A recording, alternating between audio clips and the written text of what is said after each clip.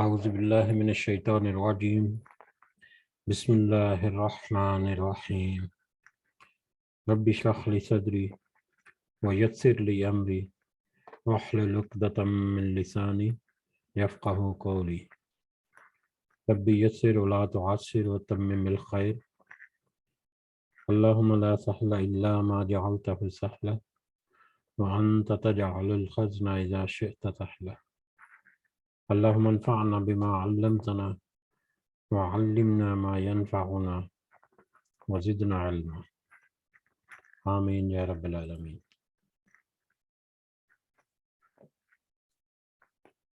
آج ہم انشاءاللہ اللہ کے خاص فضل و کرم سے،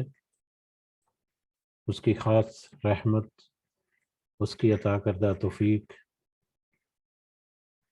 اور اسی کی خاص برکت سے ہمارے اوپر جو ہے ہم سورہ ہجر شروع کریں گے انشاءاللہ۔ جی ایک منٹ۔ سورہ ہجر یہ قرآن مصحف کے اعتبار سے یا قرآن مجید میں جو صورتیں ہیں ان کی جو ترتیب ہے اس کے اعتبار سے اس سورہ کا نمبر 15 ہے، 15 نمبر سورہ یا 15 نمبر پہ آتی ہے، جبکہ ترتیب نزولی کرونولوجیکل آرڈر جو ہے جس ترتیب سے سورہ نازل ہوئی تھی اس اعتبار سے یہ 54 نمبر پر ہے۔ یہ ایک مکی سورہ ہے، یعنی دور مکہ یا مکی دور میں یہ نازل ہوئی۔ اس میں ٹوٹل 99 آیات ہیں اور اس میں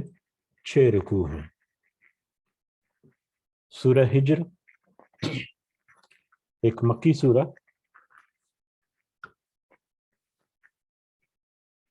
ہجر اسی سورہ مبارکہ میں آیت نمبر 80 میں اصحاب الحجر کا ذکر آیا، جس کی مناسبت سے یا جس سے یہ لفظ ہجر جو ہے اس سورہ مبارکہ کا نام رکھ دیا گیا۔ اور جیسا کہ ہمیں پتہ ہے کہ سورہ کے نام یا خاص کر بڑی صورتوں کے نام جن میں آیات جو ہیں ان کی تعداد کافی زیادہ ہوتی ہے تو ان کا نام صرف ان کی ایک آئیڈینٹیفیکیشن ہے، اس نام کا مطلب جو ہے اس کے سارے موضوعات کا احاطہ نہیں کرتی۔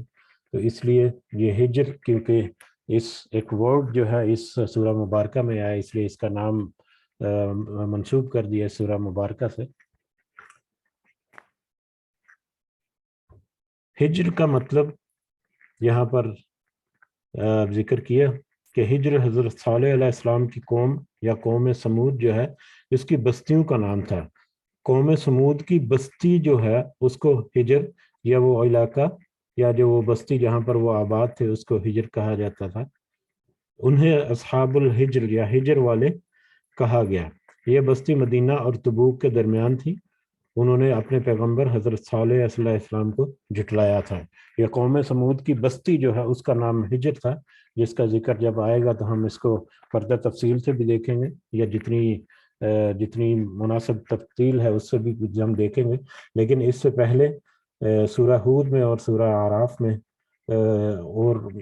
ایک آدھ اور بھی مقام پر یا سورہ ہود اور سورہ اعراف میں تو جو 6 قوموں کا ذکر آیا ہے اس میں یہ قوم جو ہے اس کا بھی ذکر گزرا ہے، جس کو ہم نے مختصر الفاظ میں سمجھنے کی کوشش بھی کی تھی، یہ کہ یہ قوم جو ہے یہ ان کے کیا کردار تھے اور انہوں نے کیا کیا اپنے پیغمبر کے ساتھ۔ زمانی اعتبار سے یہ مکہ کے آخری دور کے قریب کی سورہ ہے، یعنی ہجرت مکہ یا ہجرت مدینہ کے قریب یعنی تقریباً نبی کریم صلی اللہ علیہ وسلم کو تبلیغ کرتے ہوئے نبوت کا اظہار 40 سال کی عمر میں ہوا، اور اس کے 3 سال کے بعد انہوں نے اس کی تبلیغ جو ہے شروع کی اللہ کے حکم سے۔ تو تبلیغ کرتے ہوئے مکہ کے لوگوں کو تقریباً 8 سال 9 سال 10 سال جو ہے وہ گزر چکے۔ اور اس اعتبار سے اگر اس کا بیک گراؤنڈ دیکھا جائے یا شان نزول یا اس وقت کے حالات و واقعات، تو وہ ان صورتوں سے ملتے جلتے ہیں جو اس کے آگے پیچھے سورہ جو ہے وہ نازل ہوئی، جس میں پچھلی صورتیں جو ہیں وہ بھی شامل ہیں، یعنی مشرکین مکہ کی مخالفت جو ہے وہ ان کے عروج تک پہنچ چکی، کھل کر ان کی مخالفت جو ہے وہ سامنے آ چکی، کھل کر ان کے اقدامات اسلام کے خلاف یا نبی کریم صلی اللہ علیہ وسلم کے خلاف وہ بھی ہے، ان کے مظالم جو ہیں مختلف طرح کے، چاہے وہ نبی کریم صلی اللہ علیہ وسلم کے اوپر ہیں، چاہے وہ کچھ لوگ، تھوڑے سے لوگ جو ایمان لے کر آئے ہیں ان کے خلاف مختلف طرح کے مظالم، اس میں جسمانی مظالم بھی ہیں، کچھ غریب لوگوں کے اوپر معاشرتی اعتبار سے بہت سارے مظالم جو ہے وہ ڈھائے گئے، ذہنی اعتبار سے، کاروبار کے اعتبار سے۔ تو یہ سارے کے سارے جو حالات و واقعات ہیں، یہی اس کا بیک گراؤنڈ جو ہے وہ بنتے ہیں۔ اور کیونکہ یہ سورہ مبارکہ مکہ کے آخری دور کی ہے، تو اس لیے اس میں موضوعات کے اعتبار سے بھی ملتے جلتے ہیں، جیسے ہم پچھلی کچھ مکی صورتوں میں پڑھتے آ رہے ہیں کہ اسی طرح سے اللہ تعالیٰ نے جو نصیحت کی، اس کی جو مطلب پیک ہے، نصیحت کی اعلیٰ ترین شکلیں جو ہیں وہ ان کا جو رویہ ہے، ان کو جو حاصل ہوگا اس کے بارے میں بھی یہاں پر، کہ اگر وہ انہوں نے اپنی اصلاح نہیں کی تو پچھلی قوموں کا جیسے بار بار تذکرہ کیا کہ اسی طرح سے ان کے ساتھ بھی انجام ہو سکتا ہے، ان کے کیا کردار ہیں یا کیا رویے رہے ہیں۔ اور نبی کریم صلی اللہ علیہ وسلم کی دل جمعی کے لیے یا ان کی حوصلہ افزائی کے لیے بہت ساری آیات یا پچھلے رسولوں کا بھی تذکرہ جو ہے وہ بھی اسی لیے کہ پچھلے رسولوں کو جس طرح سے جٹلایا اسی طرح سے یہ لوگ جو ہیں یہ بھی جٹلا رہے ہیں، اور پچھلی ساری قومیں جو ہیں وہ تباہ و برباد ہوئیں، لیکن پھر اللہ تعالیٰ کی ایک خاص حکمت ہے جو اس قوم کے ساتھ ہونے والی ہے۔ اور یہی موضوعات ہیں اور یہی زمانہ نزول ہے۔ اور اسی طرح سے ڈاکٹر اسرار احمد صاحب جو ہیں انہوں نے ذکر کیا ہے کہ یہ سورہ مبارکہ مکہ، دور مکہ کے شروع کے ادوار کی ہے۔ اس کی وجہ انہوں نے یہ ذکر کی کہ اس سورہ مبارکہ کی جو آیات ہیں وہ طوالت کے اعتبار سے نسبتاً چھوٹی ہیں دوسری مکی صورتوں سے، اور جو شروع میں جو قرآن مجید نازل ہوا، جو شروع میں جو صورتیں نازل ہوئی تھیں ان کی آیات جو ہیں وہ بہت چھوٹی چھوٹی ہوتی تھیں اس اعتبار سے بھی، اور کچھ ایک دو آیات اس میں آئی ہیں ان کے موضوع کے اعتبار سے انہوں نے کہا کہ غالب گمان ہے کہ یہ مکہ کے شروع کے دور کی ہیں، لیکن اکثر جو تفاسیر میں ہے وہ مکہ کے آخری دور میں یہ سورہ جو ہے نازل ہوئی ان کے مطابق، کیونکہ اس کے موضوعات جو ہیں وہ ان صورتوں کے قریب قریب ہیں، اور اس میں جو حالات و واقعات کی طرف اشارہ کیا گیا ہے وہ بھی بہت مطلب واضح ہیں، بہت واضح کردار جو مشرکین مکہ تھا اسی کی عکاسی کرتے ہیں۔ تو اس اعتبار سے اگر دیکھا جائے تو یہ زیادہ غالب گمان یہی ہے کہ یہ مکی دور کے آخری جو پیریڈ ہے اس کے قریب قریب کی یہ سورہ مبارکہ ہے۔ بہرحال اس کے ساتھ ہی ہم شروع کرتے ہیں ہم اللہ کا نام لے کر، اور اس دعا کے ساتھ کہ ہم جو سمجھنے کی کوشش کریں اللہ تعالیٰ اس کو ہمارے دلوں میں اتارے، اس کی صحیح سمجھ جو ہے وہ ہمیں عطا فرمائے۔ میرے کہنے میں یا ہمارے سننے میں، ہمارے سمجھنے میں اگر کوئی بھول چوک یا کمی بیشی ہوگی تو اللہ تعالیٰ اس کو معاف فرمائے، اور اس کے بدلے میں اس کی صحیح سمجھ اور صحیح سمت اللہ تعالیٰ ہمیں عطا فرمائے، تاکہ ہم اس پیغام کو نہ صرف خود سمجھ سکیں بلکہ جہاں تک ممکن ہو ہمارے لیے آگے بھی پہنچا سکیں یا دوسروں کی اصلاح کرنے کے بھی یہ کام آ سکے۔ آمین یا رب العالمین۔ شروع کرتے ہیں۔ اعوذ باللہ من الشیطان الرجیم، بسم اللہ الرحمن الرحیم۔ الف لام را تلک آیات الکتاب وقرآن مبین، یہ آیات ہیں کتاب کی اور قرآن کی واضح۔ یہ کتاب یعنی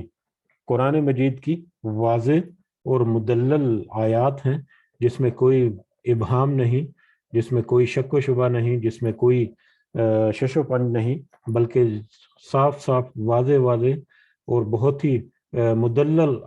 آیات ہیں اس کتاب کی، جو کہ اللہ تعالیٰ نے اپنے پاس لوح محفوظ میں محفوظ رکھی، اور اس کی ایک کاپی اسی طرح سے ہمارے لیے نبی کریم صلی اللہ علیہ وسلم کے دل کا اتاری وحی کے ذریعے، جس کو نبی کریم صلی اللہ علیہ وسلم نے ہمارے لیے ذکر کیا، اور اس میں پھر ہمارے لیے پیغامات ہیں اللہ تعالیٰ کی طرف سے جو ہمارے لیے کھلی نشانیوں کے طور پر قیامت تک قائم رہنے والے ہیں۔ تو یہ اس کتاب کی آیات ہیں جو ایک واضح ہے اور مدلل ہے، محکم ہے،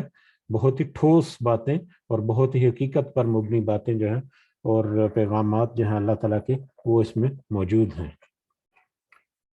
الحمدللہ اس کے ساتھ ہی پارہ نمبر 13 جو ہے وہ بھی مکمل ہوا۔ پارہ نمبر 14 ہم شروع کرتے ہیں۔ ربما یود الذین، ربما کسی وقت، یود الذین، یود الذین وہ چاہیں گے، وہ چاہیں گے وہ لوگ، یا چاہیں گے وہ لوگ، کسی وقت چاہیں گے وہ لوگ، کافروا جن سب نے کفر کیا، لو کاش، کانو وہ سب ہوتے، مسلمین مسلمان، کسی وقت وہ لوگ جن سب نے کفر کیا، یا کسی وقت وہ کفر کرنے والے لوگ جو ہیں وہ یہ خواہش کریں گے یا یہ چاہیں گے کہ وہ بھی، کاش کہ وہ بھی اسلام لانے والے ہوتے، یا کاش کہ وہ بھی مسلمان ہوتے۔ یہ ڈائریکٹلی تو کافر جو اس کا ذکر ہے یہاں پر، ڈائریکٹلی تو ان لوگوں کے بارے میں ہے جو مشرک ہیں، جنہوں نے شرک کیا، جنہوں نے اللہ کے پیغام کو جھٹلا دیا اور بالکل بھی قبول نہیں کیا اللہ کے پیغام کو، اس قرآن کو، نبی کریم صلی اللہ علیہ وسلم کی نبوت کو، رسالت کو،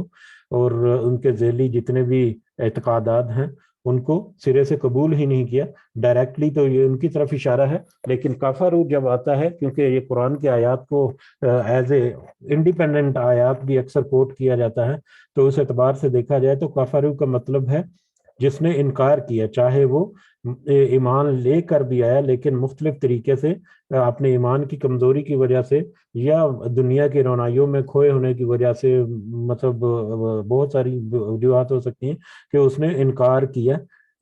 اللہ کے حکم جو ہے ان کے سامنے ہے، اس کے اوپر عمل نہیں کیا، یا اس کو خاص توجہ نہیں دی، بلکہ دنیا کے معاملوں میں کھویا رہا، تو وہ بھی کفر کے مترادف ہے۔ اس کو بھی ہم نے بہت دفعہ ڈسکس کیا ہے۔ بہرحال وہ لوگ جو چاہیں، جنہوں نے کفر کیا، وہ کہیں گے کہ کاش وہ بھی مسلمان ہوتے۔ یہ کفر سے مراد دوسرا کنسپٹ میں نے کس لیے لیا، یہ میری ذاتی رائے ہے کہ وہ لوگ جو مسلمان ہیں لیکن اس کے باوجود وہ کفر کر سکتے ہیں یا کرتے ہیں، جنہوں نے اللہ کے احکامات سے انکار کیا، ان کو ماننے سے انکار کیا، یا ان کے اوپر عمل کرنے سے انکار کیا، ان کے اوپر عمل کرنے میں کمزوری دکھائی۔ جیسا کہ پہلے ایک آیت گزری تھی کہ یا ایھا الذین آمنوا آمنوا باللہ، کہ اے ایمان والو ایمان لے آؤ اللہ پر، کہ ایمان والے جو ہیں وہ تو آلریڈی مومن بن گئے، وہ تو آلریڈی ایمان لے آئے، لیکن اللہ تعالیٰ نے ان سے کہا کہ اے ایمان والو ایمان لے آؤ، یعنی ظاہری طور پر یا الفاظ کے اعتبار سے ایمان نہیں لانا، بلکہ دل سے ایمان لانا ہے، اور دل سے اس کو قبول کرنا ہے، اور اس کے جتنے بھی چھوٹے بڑے تقاضے ہیں ان سب کو پورے کرنے کی کوشش کرنا ہے، تبھی تمہارا ایمان جو ہے وہ مکمل ہوگا۔ اسی طرح سے مسلمانوں کی بھی یہی حالت ہے کہ کہنے کو تو مسلمان ہے، کہنے کو تو وہ مسلمان ہے، لیکن اکثر بیشتر مسلمانوں والی عادات، مسلمانوں والے جو اقدار اور کردار ہے وہ مسنگ ہوتا ہے، وہ ناپید ہوتا جا رہا ہے، یا اس کی کمی ہوتی ہے اس کے انسان کے کردار میں، مسلمان کے کردار میں۔ تو اس لیے یہ مسلمان جو ہے وہ بھی مختلف طریقے سے ایسا عمل کر سکتے ہیں جس کے نتیجے میں ان کو آخرت میں بھگتنا پڑے گا، چاہے جتنے بھی عرصے کے لیے، لیکن ہو سکتا ہے اللہ نہ کرے کہ ان کو جہنم کا عذاب جو ہے وہ سہنا پڑے۔ تو یہاں پر کفر وہ لوگ جنہوں نے کفر کیا، وہ کہیں گے کہ کاش کہ وہ مسلمان ہو جاتے۔ اگر اس وائڈ یا ایک کھلی ڈیفینیشن کے اعتبار سے دیکھا جائے تو وہ لوگ جو ڈائریکٹلی مشرک تھے، جنہوں نے انکار کر دیا وہ بھی، یا وہ لوگ جو جہنم میں ڈال دیے جائیں گے خدا نہ خواستہ اپنے ایمان کی کمزوریوں کی وجہ سے، یا دنیا میں جو انہوں نے کمایا وہ اس قدر نہیں ہوگا کہ وہ ان کو جنت کے لیے مستحق ٹھہرا سکے، تو وہ ان کو جہنم میں ڈال دیا جائے گا۔ وہ مختلف موقعوں کے اوپر وہ یہ خواہش کریں گے کہ کاش کہ وہ بھی اسلام لانے والے ہوتے، کاش کہ یا تو وہ مشرک جو ہیں یا جنہوں نے انکار کیا اسلام کا، وہ کہیں گے کہ یا کاش کہ ہم مسلمان ہو جاتے، لیکن جو مسلمان ہونے کے باوجود جنہوں نے اپنے عمل میں کمزوری رکھی، وہ کہیں گے کہ کاش کہ ہم بھی اپنا عمل جو ہے وہ مضبوط کرتے، ہم بھی ان لوگوں میں شامل ہو جاتے جو اپنے مسلمان ہونے کی وجہ سے جنت کے حقدار ٹھہر رہے ہیں۔ اور یہ مختلف موقعوں پر ہوگا، میدان حشر میں بھی اس طرح کی خواہش آئے گی، جب مطلب حساب کتاب ہو رہا ہوگا میزان میں، اس وقت بھی لوگ جو ہیں وہ یہ خواہش کریں گے کہ کاش کہ ہم اللہ پر ایمان لاتے، اور کیا کاش کہ جب وہ دیکھیں گے کہ اللہ کی جتنی باتیں، جتنی آیات، جتنی نشانیاں، جتنے اللہ تعالیٰ نے وعدے کیے ہیں وہ سارے کے سارے سچے ہوتے جا رہے ہیں، اور ہم نے تو ان وعدوں کو جھٹلایا، یا ہم نے تو ان وعدوں کو زیادہ توجہ نہیں دی دنیا کی زندگی میں، وہ سب لوگ مختلف اوقات میں یا مختلف جو مراحل ہیں اس میں وہ یہ خواہش کریں گے کہ وہ بھی کاش کہ وہ بھی مسلمان ہوتے، اور کچھ مہلت بھی مانگیں گے، جیسا کہ ابھی پچھلی ہی سورہ کی آخری آیات میں ہم نے دیکھا کہ وہ مہلت بھی طلب کریں گے کہ ہمیں تھوڑی سی مہلت دے دے، ہم تیرے اوپر اور تیرے رسولوں کے اوپر ایمان لائیں گے، تو لیکن یقیناً ان کو پھر مہلت نہیں ملے گی۔ تو اس اعتبار سے ایک بہت ہی وسیع ڈیفینیشن والی آیت ہے کہ وہ لوگ جنہوں نے اس دنیا میں کفر کیا مختلف طریقوں سے، وہ ایک وقت آئے گا کہ وہ خواہش کریں گے کہ کاش کہ ہم بھی اس دنیا میں اپنے عمل کو سیدھا رکھتے، ہمارے اوپر نصیحت واضح تھی لیکن ہم نے اس کو قبول نہیں کیا، کاش کہ ہم اس کے اوپر عمل کر کے آج ہم آسانیوں میں ہوتے۔ ذرہم یاکلوا، ذرہم، آپ چھوڑ دیں انہیں، نبی کریم صلی اللہ علیہ وسلم سے کہا جا رہا ہے کہ آپ چھوڑ دیں انہیں کنہیں، یعنی وہ لوگ جنہوں نے اللہ کے احکامات کو انکار کیا، آپ کو نبی اور رسول ماننے سے انکار کر دیا، اور انکار کی روش کے ساتھ ساتھ مخالفت جو ہے وہ کی، تو آپ انہیں چھوڑ دیں، ان کے حال پر چھوڑ دیں، یا اکولو، کہ وہ سب کھائیں، وَيَتَمَتَّعُوا، اور وہ سب فائدہ اٹھائیں۔ متاع الدنیا ہے دنیا کا فائدہ، دنیا کا ساز و سامان جو ہے اس سے فائدہ اٹھانا، کہ وہ سب کھائیں پئیں اور فائدہ اٹھائیں، اس دنیا میں فائدہ اٹھائیں۔ وَيُلْهِهِمُ الْعَمَلُ، اور وہ غفلت میں ڈالے رکھے انہیں، العمل، امید، اور امید ان کو غفلت میں ڈالے رکھے، فَسَوْفَ يَعْلَمُونَ، پھر عنقریب وہ جان لیں گے، پھر عنقریب وہ جان لیں گے۔ وہ لوگ جو کفر کر رہے ہیں، انکار کر رہے ہیں، اپنے انکار کی روش جو ہے وہ برقرار رکھے ہوئے ہیں، اور مخالفت با مخالفت اپنے مادی جو معاملات ہیں ان کی وجہ سے، اپنے ظاہری اعتبار سے یا دنیاوی جو ان کو سہولتیں میسر ہے، یا دنیاوی ان کا کاروبار ہے، یا دنیاوی ان کے رسم رواج ہیں، یا جس بھی میٹر میں وہ مطلب فوقیت دیتے ہیں اور آپ کا وہ انکار کرتے ہیں، تو آپ کا کام تو ہے، بہت ساری جگہوں پر آیا کہ آپ کی ذمہ داری تو پیغام پہنچا دینا ہے، ہدایت دینا جو ہے وہ تو اللہ کے ذمہ ہے، یا ہدایت کا معاملہ اور بعد میں ان کا کردار یا ان کے معاملات جو ہیں وہ تو اللہ ہی کے سپرد ہیں۔ تو اس لیے آپ اپنی ذمہ داری جو ہے وہ پوری کریں اور انہیں چھوڑ دیں، اگر وہ نہیں ایمان لاتے تو انہیں آپ چھوڑ دیں کہ وہ دنیا کے فائدے کو حاصل کریں، کھائیں پئیں اور دنیا کا فائدہ اٹھائیں، اور وہ اسی غفلت میں پڑے رہیں، اسی غفلت میں پڑے رہیں۔ دنیا کے فائدوں میں انسان اگر کھو گیا تو ایسا عین ممکن ہے کہ وہ اللہ کو بالکل بھول جائے، اور خاص کر ایسے حالات میں جب کہ ایک شخص کے اوپر کوئی آزمائش نہیں، کوئی تکلیف نہیں، اس کو کھلا رزق ملا ہوا ہے، اس کو اولاد میں بھی کوئی تکلیف نہیں، ان کو مطلب دنیا کے معاملات میں ان کو بہت ساری سہولتیں اللہ تعالیٰ نے بہت سارے انعامات دیے، تو ایسی صورت میں یہ غالب امکان ہے یا زیادہ امکان ہے کہ وہ اللہ سے بالکل ہی غافل ہو جائیں۔ تو ایسی دولت یا ایسی راحت یا ایسی آسائشیں جو ہیں، ان سے تو مطلب بہتر ہے کہ وہ چیزیں نہ ہو تاکہ اللہ سے غفلت نہ آ سکے۔ یہ اسی کے باوجود ایک یہاں پر حدیث بھی میں نے کاپی کی ہے، یہ مسند احمد کی حدیث ہے، جس میں نبی کریم صلی اللہ علیہ وسلم نے فرمایا کہ اگر کوئی شے کم ہے لیکن آپ کو کفایت کر جائے، آپ کی ضرورت اس سے پوری ہو جائے، تو یہ اس سے کہیں بہتر ہے جو آپ کی ضرورت سے زیادہ ہو اور آپ کو اپنے خالق اور مالک کی یاد سے غافل کر دے۔ یہ مسند احمد کی حدیث ہے جس کے راوی حضرت ابو دردہ ہیں، کہ وہ دولت یا وہ آسائش یا وہ دنیا کی نعمتیں جو فراوانی کے ساتھ ہوں، اور وہ آپ کو اپنے خالق اور اللہ اور مالک جو ہے رب ہے اس کی یاد سے غافل کر دیں، اس سے تو بہتر ہے کہ آپ کے پاس وہ دولت نہ ہی ہو۔ تو اس لیے مال و دولت کی ریل پیل اور رزق اور سامان آسائش کی فراوانی جو ہے، کھلی اللہ تعالیٰ کی نعمتیں اور کھلی مال و دولت جو ہے، وہ کبھی کوئی حاجت نہیں، کوئی پریشانی نہیں، کبھی کوئی محرومی نہیں، کوئی اولاد کی طرف سے تکلیف نہیں، اللہ تعالیٰ نے اولاد بھی کھلی دے دی، اللہ تعالیٰ نے مطلب دنیا کا ساز و سامان بھی وہ کھلا دے دیا۔ تو یہ ایسی چیزوں میں پڑھ کر رفتہ رفتہ انسان جو ہے وہ بالکل اللہ کی یاد سے غافل ہو سکتا ہے. تو اس سے بہتر ہے کہ اس کو اتنا ہی ملے، یا اگر وہ شکر نہیں کرتا، اگر وہ اللہ کو یاد نہیں کرتا، اگر وہ اللہ کو کی طرف توجہ اس کی ہٹ جاتی ہے، تو اس دولت سے، اس شخص کے لیے اس دولت سے بہتر ہے کہ وہ کم دولت ملتی یا اس کی زندگی میں کچھ آزمائشیں آ جاتی تاکہ وہ اللہ سے جڑا تو رہتا. یا دوسرے الفاظ میں اگر دیکھا جائے تو اللہ تعالیٰ کی طرف سے کوئی چھوٹی موٹی آزمائشیں آ جانا، کوئی تکلیف آ جانا، کوئی مال دولت کی کمی بیشی ہو جانا، یا اس طرح کے معاملات جو ہیں، یہ بھی اللہ تعالیٰ کی طرف سے ایک کہہ لیں کہ یہ ایک انعام کی صورت ہے کہ اس سے اللہ تعالیٰ کی یاد جو ہے، انسان کی ایک فطری نیچر جو ہے اس کے مطابق انسان جو ہے وہ بہت جلدی بھول جاتا ہے، بہت جلدی ناشکرہ ہو جاتا ہے. تو اللہ کے ذکر یا اللہ کی یاد کو تازہ رکھنے کے لیے، اس کی طرف توجہ رکھنے کے لیے یہ چیزیں جو ہیں یہ بہت کام آتی ہیں. تو اس لیے یہ حدیث سے بھی ہمیں ملتا ہے کہ ایسی مال و دولت سے کہیں بہتر ہے کہ اس کے پاس ایسی چیز ہو ہی نہ، یا اس کے پاس اتنا ہو کہ جس سے وہ بس اس کی ضرورتیں روزمرہ کی جو ہیں وہ پوری ہوتی رہیں، اور وہ اللہ کی طرف توجہ جو ہے وہ بھی مبذول رکھے. بہرحال اللہ تعالیٰ نبی کریم صلی اللہ علیہ وسلم سے کہا گیا کہ آپ ان کو چھوڑ دیں کہ یہ دنیا کا فائدہ جتنا اٹھانا چاہتے ہیں یہ اٹھا لیں، لیکن ایک وقت آئے گا فسوف یا علمون کہ عنقریب وہ جان لیں گے، اچانک وہ جان لیں گے، بہت جلد ہے کہ وہ جان لیں گے. اور یہ بہت جلد اور اچانک اور عنقریب جو ہے، اس کی بھی بہت ساری آیات مختلف شکلوں میں آئیں، جیسے کہ ابھی پچھلی سورہ کی آخری آیات میں ہم نے دیکھا کہ وہ اچانک ان کی کیفیت ایسی ہوگی کہ وہ بھاگ رہے ہوں گے اپنے سروں کو اٹھائے ہوئے، اور ان کی آنکھیں جو ہیں وہ ششدر ہوں گی،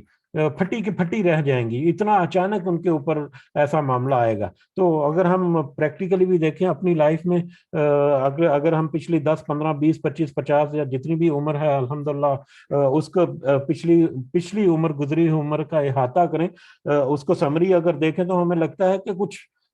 بہت جلدی وقت گزر گیا اور کچھ پتہ ہی نہیں چلا کہ کب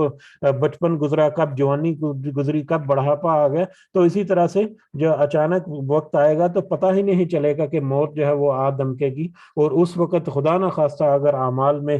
کچھ کمزوری ہے تو پھر انسان جو ہے اسی وقت پچھتاوے کا شکار ہونا شروع ہو جائے گا. تو عنقریب وہ سب جان لیں گے، یہ وہ وقت دور نہیں کہ وہ جب جان لیں گے، جب بھی ان کی مہلت ختم ہوگی، چاہے موت کی شکل میں، چاہے دنیا میں کسی عذاب کی شکل میں ہو جائے،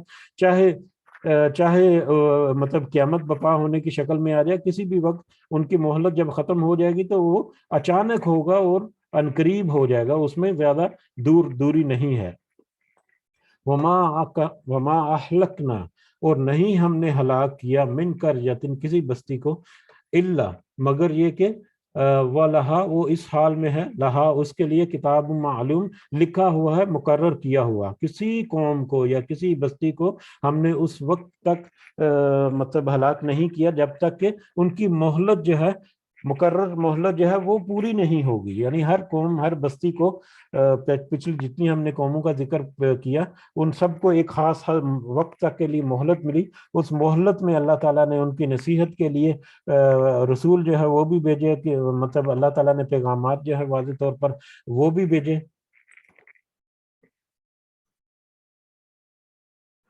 سکرین ایک ہی جگہ پر ہے، یہ سکرین موو نہیں کر رہی ہے آپ کی، یہ ابھی دیکھیں موو کر رہی ہے آپ کی.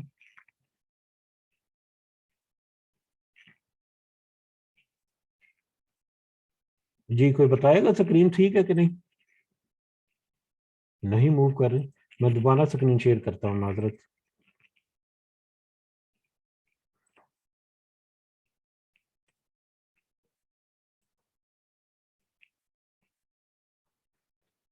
جی اب ٹھیک ہوگی.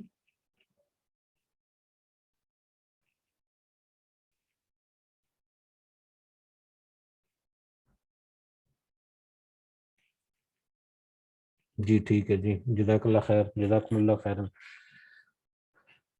جی اور ہم نے نہیں ہلاک کیا کسی بستی کو، جیسا کہ پہلے ہم نے ذکر کیا بہت دفعہ کہ جتنی قومیں آئیں ایک خاص مدت کے لیے ان کو مہلت ملی. اس مہلت کے درمیان ان کو جتنی ضرورت تھی ان کو نصیحت کی وہ بھی ملی، رسول ملے، کتابیں ملی، اور ان کے ذریعے پیغام پورا پہنچ گیا. پھر ان کو ایک ایک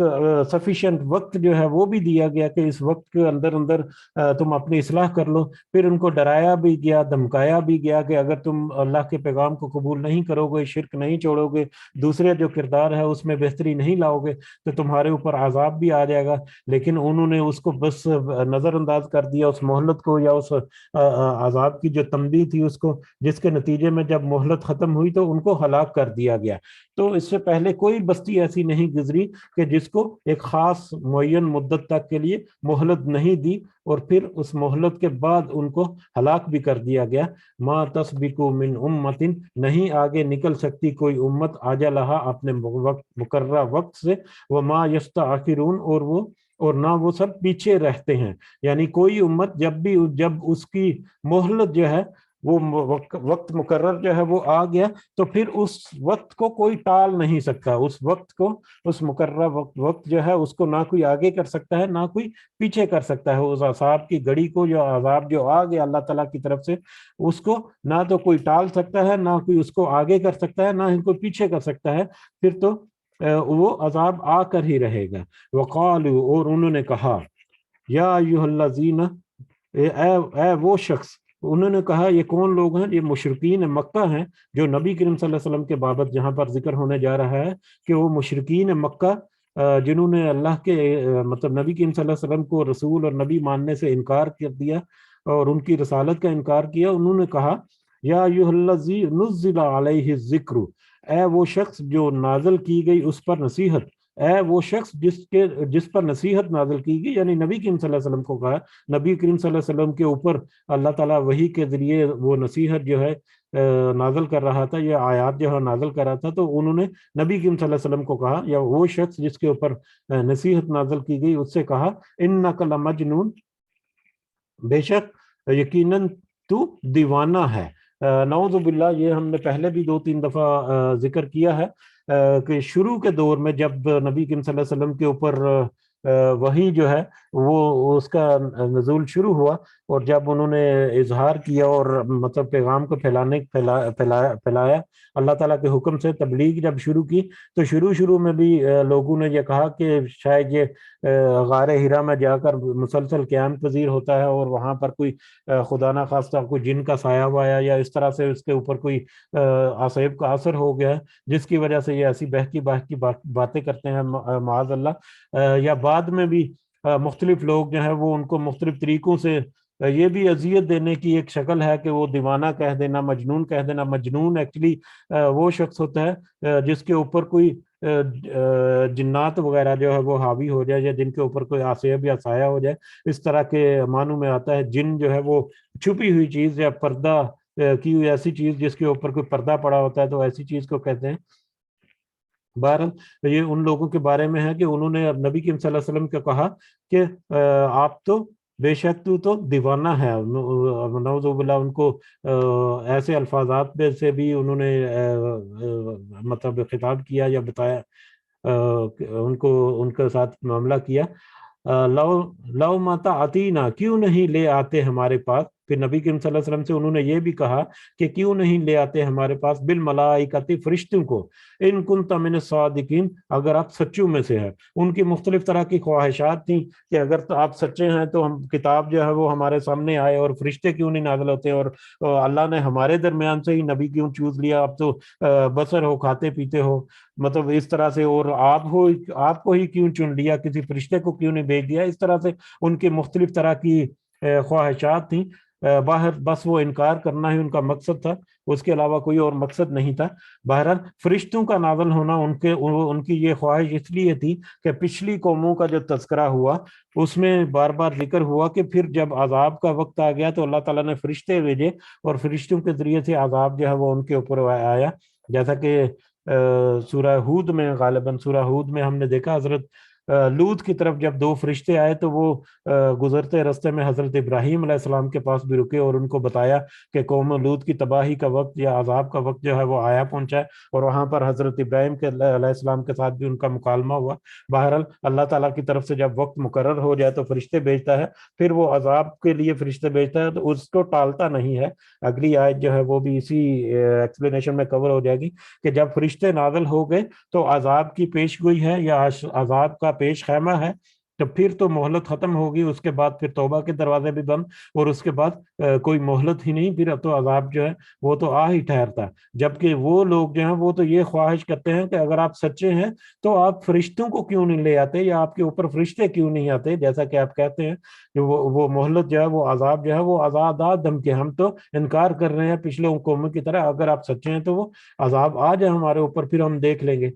ما ننزل الملائکۃ، نہیں ہم اتارتے فرشتوں کو، الا بالحق، مگر حق کے ساتھ، وما کانوا، اور نہیں سب ہوں گے وہ، اذا منذرون، اس وقت مہلت دیے جانے والے، اور ہم فرشتوں کو اس وقت تک نہیں اتارتے جب تک کہ مطلب مہلت جو ہے وہ پوری نہ ہو جائے، وہ ہم ان کو حق کے ساتھ اتارتے ہیں۔ اور حق کیا ہے کہ اب ان کو جو معین مدت تک مہلت ہے وہ ختم ہو گئی، اور انہیں اپنا وقت جو ہے وہ ضائع کر دیا، اب ان کے اوپر عذاب کا وقت آیا پہنچا۔ تو جب فرشتے نازل کرتے ہیں، اللہ تعالیٰ کہہ رہے ہیں کہ ہم ان کے اوپر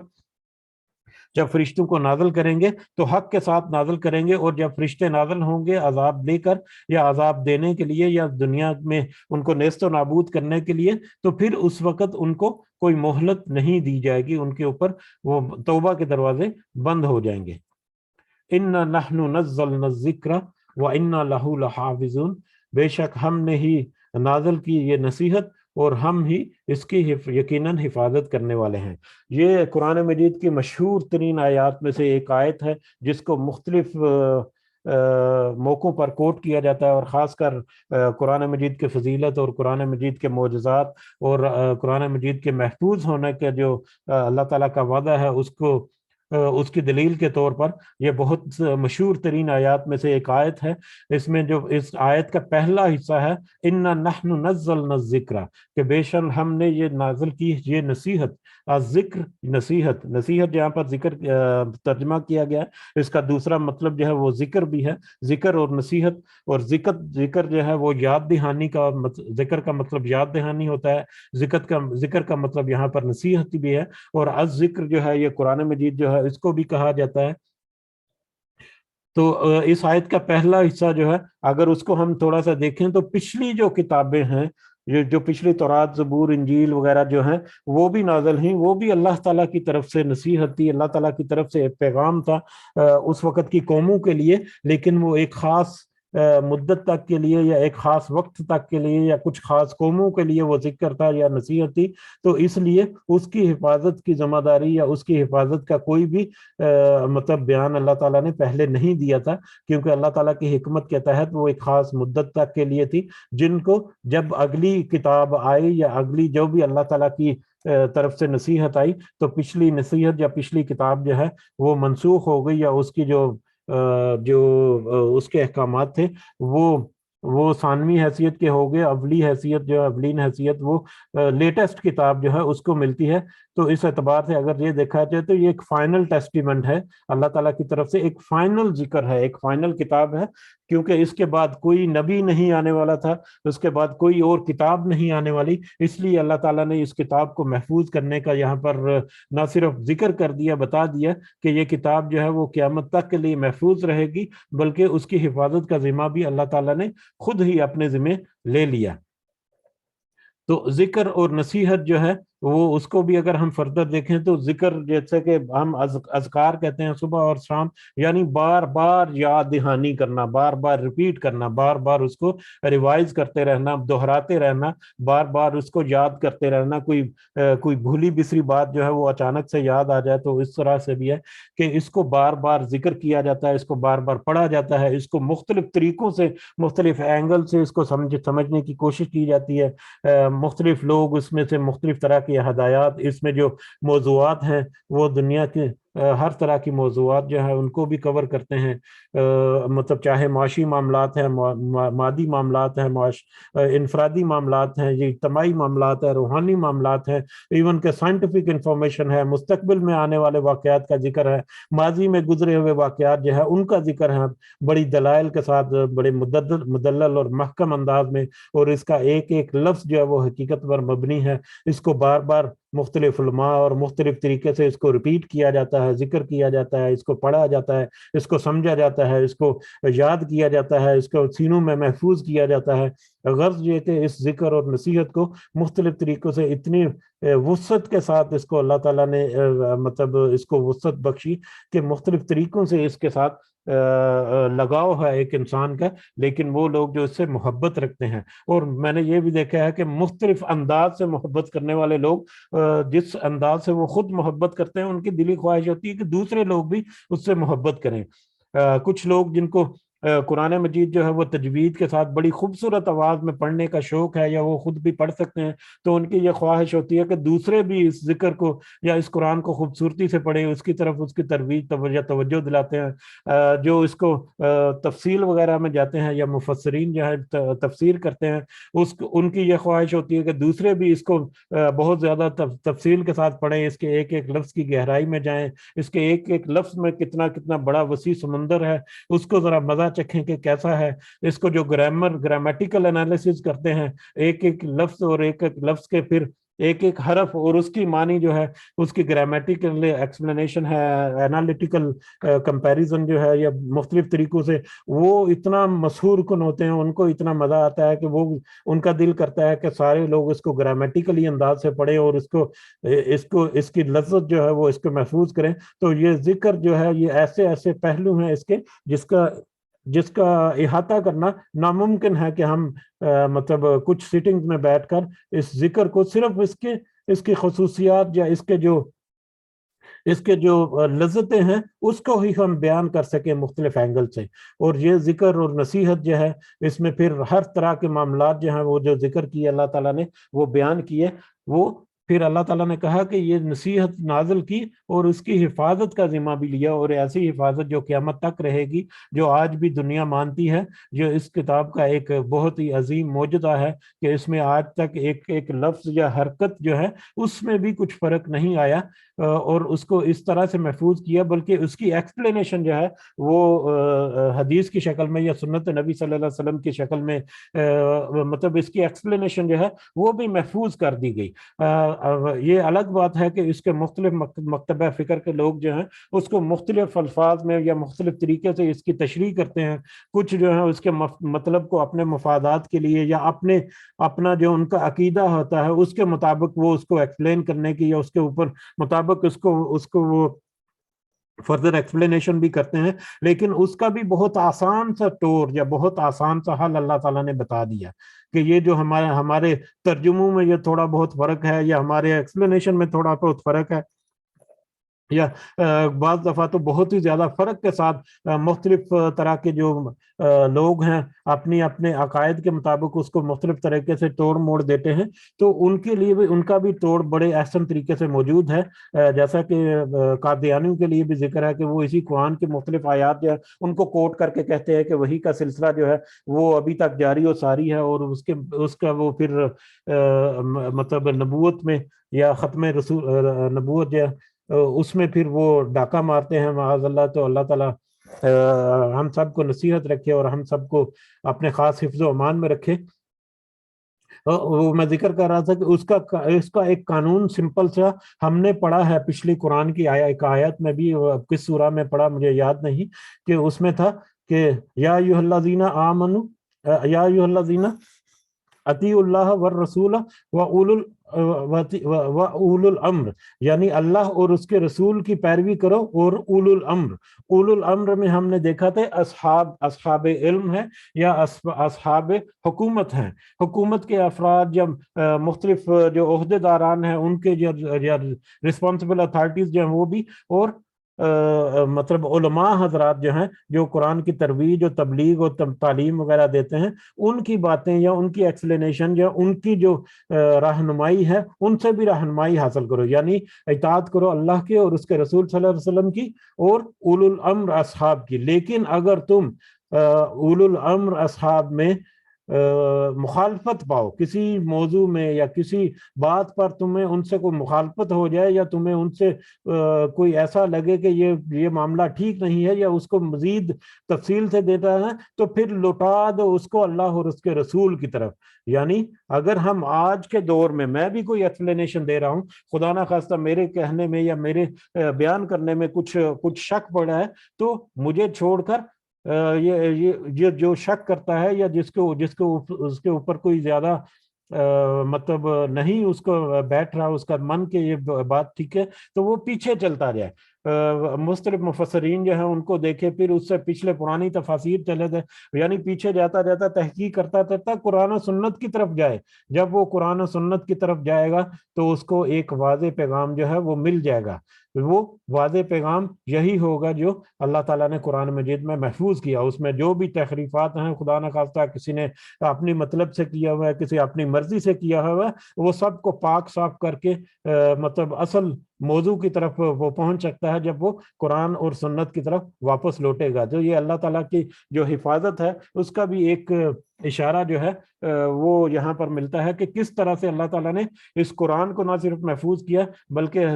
सुन्नत और हदीस नबी सल्लल्लाहु अलैहि वसल्लम की शक्ल में उसकी एक्सप्लेनेशन जो है और प्रैक्टिकल जो एक्सप्लेनेशन है उसको भी महफूज कर दिया कि वो भी क़यामत तक महफूज है। बल्कि उसमें से भी जो ज़ईफ रवायात और घड़ी हुई रवायात जो हैं वो भी मतलब बाद में कांट छांट करके जो अहसन और ठोस रवायात जो हैं, जो जिनका नबी करीम सल्लल्लाहु अलैहि वसल्लम से डायरेक्ट ताल्लुक है, वो भी बहुत वाज़ेह अल्फाज में महफूज है, जो क़यामत तक महफूज रहेगा। ये आयत जो है ये बहुत ही वसी मानी रखती है और बहुत ही गहरी और बहुत ही बड़ा मौजूदा इस कुरान का वो हमारे ऊपर यहाँ पर आश्कार होता है कि अल्लाह ताला कहते हैं कि बेशक हमने इस नसीहत को नाजिल किया और हम ही यकीनन इसकी हिफाजत करने वाले हैं। वलकद अरसलना मिन कब्लिका, और बिलाशुबा हमने यकीनन भेजे रसूल आपसे पहले, फी शियाइन मुख्तलिफ कौमों में या मुख्तलिफ ग्रोहों में, अल अव्वलीन पहले लोग। बिलाशुबा हमने पहले लोग या पहले आपसे पहले भी बहुत सारे रसूल बहुत सारी कौमों में भेजे। वमा या अतीहिम, और नहीं वो आता उनके पास, या मिर रसूल, रसूल में से कोई रसूल उनके पास नहीं आता, पिछली कौमों का जिक्र है, इल्ला मगर कान बिही यस्तहज़िऊन, कि वो सब उसके साथ मजाक करते। यानी पिछले जितने भी रसूल गुजरे कि सारी कौमों ने उन रसूलों के साथ मजाक ही किया। ये नबी सल्लल्लाहु अलैहि वसल्लम की दिलजमी या उनकी हौसला अफजाई करने के लिए यहाँ पर अल्लाह ताला ने कहा कि इससे पहले भी मुख्तलिफ कौमों में हमने मुख्तलिफ बहुत सारे रसूल भेजे और उन कौमों ने भी उन रसूलों का मजाक किया मुख्तलिफ तरीके से उनका मजाक किया, उनके तकजीब की, उनको बल्कि हंसी मजाक भी किया। यहाँ तक कि वो मजाक करते थे कि अचानक से इसको क्या हो गया कि हमारे बाओ अजदाद की बातें जो हैं उनको जुटलाना शुरू हो गया है। बहरहाल पिछले रसूलों का तज़किरा बार बार हम पढ़ चुके हैं कि किस तरह से उन्होंने मतलब इस्तिहज़ा की, अपने रसूलों के साथ तकजीब की, इनकार किया, मजाक उड़ाया। कज़ालिका नस्लुकुहु, इसी तरह हम चलाते हैं इसको, यानी इस इस्तिहज़ा को या उनके उस मजाक को इसी तरह से हम चलाते हैं फी कुलूबिल मुजरिमीन, उन मुजरिमों के दिलों में, उन जुर्म करने वालों के दिलों में। यानी अल्लाह उन लोगों ने या उन कौमों ने तो अपने रसूलों का मजाक किया या तकजीब की, इनकार कर दिया, लेकिन अल्लाह ताला ने अपनी खास हिकमत के तहत उनको एक खास मोहलत जो है वो भी दे दी। उस मोहलत में उनको नसीहत जो है वो भी वादे कर दी, रसूलों के जरिए उनके ऊपर पैगाम जो है वो भी वादे कर दिया। फिर और बड़ा इनाम के उनको मोहलत के साथ साथ इख्तियार दे दिया। उस इख्तियार और मोहलत का गलत इस्तेमाल करके या नाजायज फायदा उठाकर उन्होंने उस नसीहत के ऊपर कान नहीं धरे, जिसके नतीजे में उनका इनकार जो है वो बढ़ता चला गया। और जब हमने बार बार देखा है कि जब एक शख्स जो है वो इनकार की रविश इख्तियार करता है तो इतना दूर निकल जाता है कि उसकी वापसी का रास्ता नहीं रहता, और फिर अल्लाह ताला भी उसको खुली डील दे देता है। तो ये खुली डील ही अल्लाह ताला की तरफ से कि वो मोहलत और इख्तियार होने के बावजूद उसका फायदा नहीं उठाता, जिसके नतीजे में वो इनकार में आगे बढ़ता जाता है, और जुर्म करने वाले जो है वो इसी तरह से अपने इनकार में या उनके दिलों में इसी तरह से जो इनकार है या इस्तेहज़ा है या मजाक जो है वो आगे बढ़ता जाता है और अगली मंजिलों की तरफ जाता है कि वहां पर वापसी जो है उसके लिए मुश्किल हो जाती है उनकी। ला युमिनून बिही, नहीं वो सब ईमान लाते इस पर, वक़द हालांकि यकीनन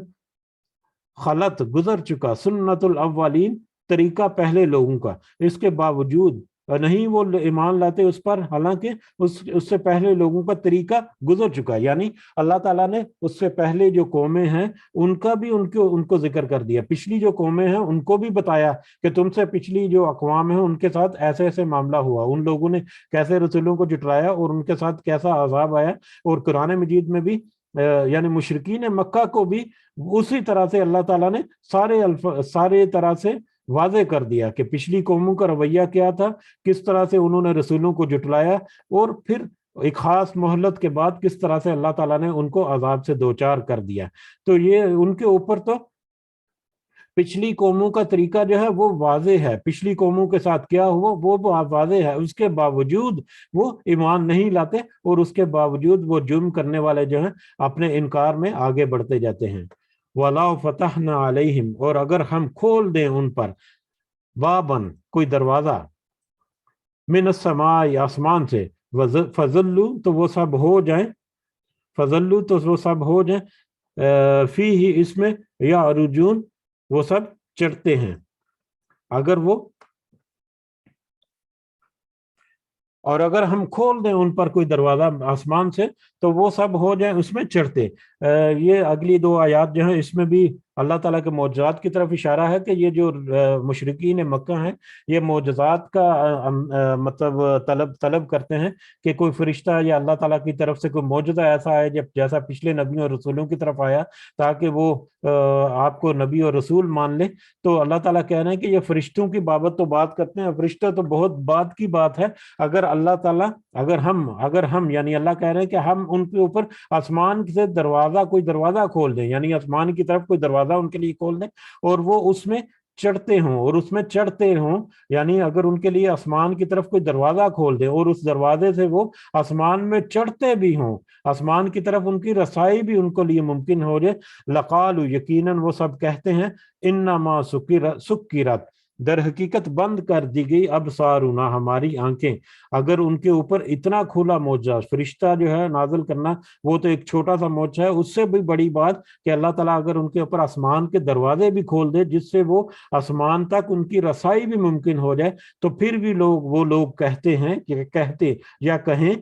कि नजर बंद हमारी बंद कर दी गई हमारी आंखें, यानी हमारी तो नजर बंदी कर दी गई, बल नहनु बल्कि हम कौम मसहूरून लोग हैं सब जादू किए हुए, बल्कि हम तो एक ऐसी कौम है जिसके ऊपर जादू कर दिया गया। यानी अल्लाह ताला के ये मोजज़े जो हैं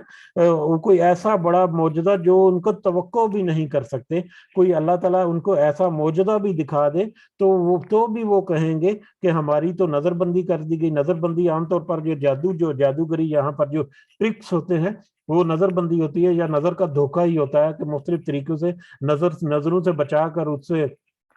वो ट्रिक्स किए जाते हैं, या जादू या सहर वगैरह जो है वो मुख्तलिफ जिन्नों के जरिए या मुख्तलिफ तरीकों से।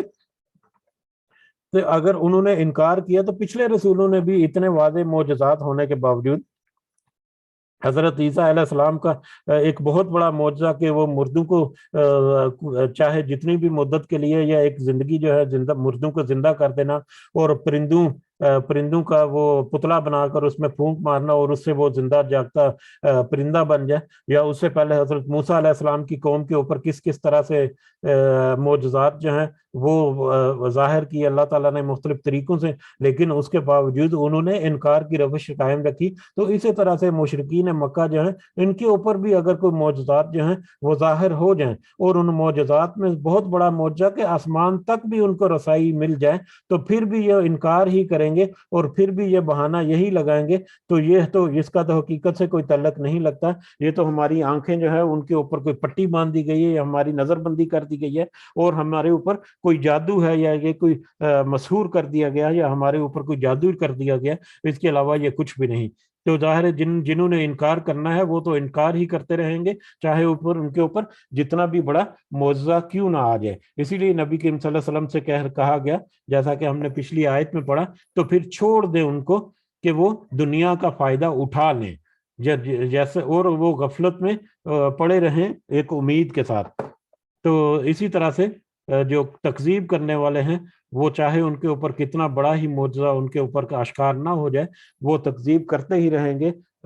کیونکہ ان کی یہ روش ہے۔ اللہ تعالیٰ سے دعا ہے کہ ہمیں ایسے لوگوں میں شامل فرمائے جو اللہ تعالیٰ کے خاص چنے ہوئے بندے ہیں، جو ہم پڑھ رہے ہیں، جو سمجھنے کی کوشش کر رہے ہیں، اللہ تعالیٰ اس کی صحیح سمجھ ہمیں عطا فرمائے، اور اس کے مطابق اللہ تعالیٰ ہمیں اپنی اصلاح کرنے کی بھی توفیق عطا فرمائے۔ وما علینا الا البلاغ المبین۔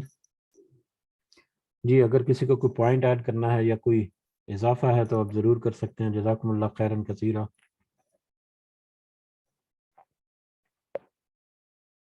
آج تو ہمارے بہت ہی معزز ساتھی جو ہیں وہ کافی عرصے کے بعد شفیق صاحب آئے ہیں،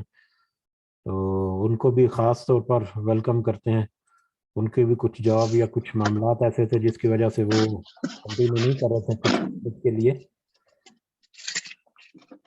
جی السلام علیکم ورحمۃ اللہ وبرکاتہ۔ وعلیکم السلام ورحمۃ اللہ وبرکاتہ۔ جی میری طرف سے سب کو گزشتہ عید مبارک جناب اللہ۔ کچھ وجوہات کی وجہ سے میں کلاس میں حاضر نہیں ہو سکا، لیکن بیچ میں تھوڑا سنتا رہتا تھا میں۔ تو وقت کی بہت ہی میں کہ فجر ماشاءاللہ بہت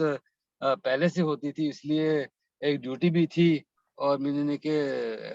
نیند بھی نہیں پوری ہوتی تھی، اس لیے اشفاق صاحب تو ماشاءاللہ ہمارے استاد ہیں، اللہ سبحانہ تعالیٰ ان کو جزائے خیر عطا فرمائے، انہوں نے کنٹینیو کیا، تو ہم ان کے پیچھے ہیں۔ جی ہے تو اللہ سبحانہ تعالیٰ ان کو جزائے خیر دے، ان کے اہل کو، ان کو سب کو، اور آپ سب کو بھی۔ آپ بھی جناب اللہ اتنا قیمتی وقت فجر کا جو ہوتا ہے وہ نکال کے آپ سب آتے ہیں، تو گزارش ہے کہ آپ ہمارے لیے بھی سب دعا کریں۔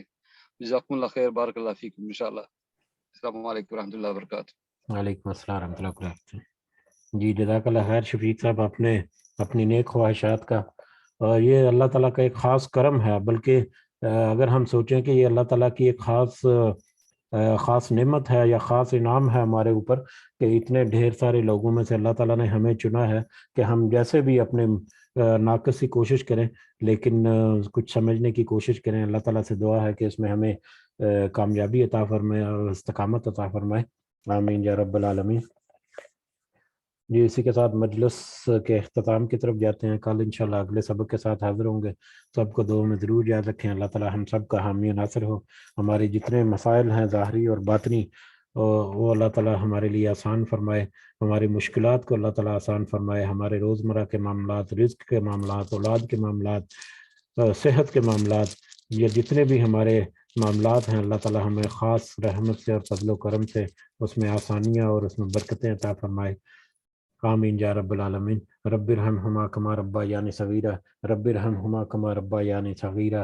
رب ارحمہما کما ربیانی صغیرا، ربنا تقبل منا انک انت السمیع العلیم وتب علینا انک انت التواب الرحیم۔ سبحان ربک رب العزۃ عما یصفون وسلام علی المرسلین والحمد للہ رب العالمین۔ سبحانک اللہم وبحمدک اشہد ان لا الہ الا انت استغفرک واتوب الیک۔ جزاکم اللہ خیرا۔ السلام علیکم ورحمۃ اللہ وبرکاتہ۔ وعلیکم السلام ورحمۃ اللہ وبرکاتہ۔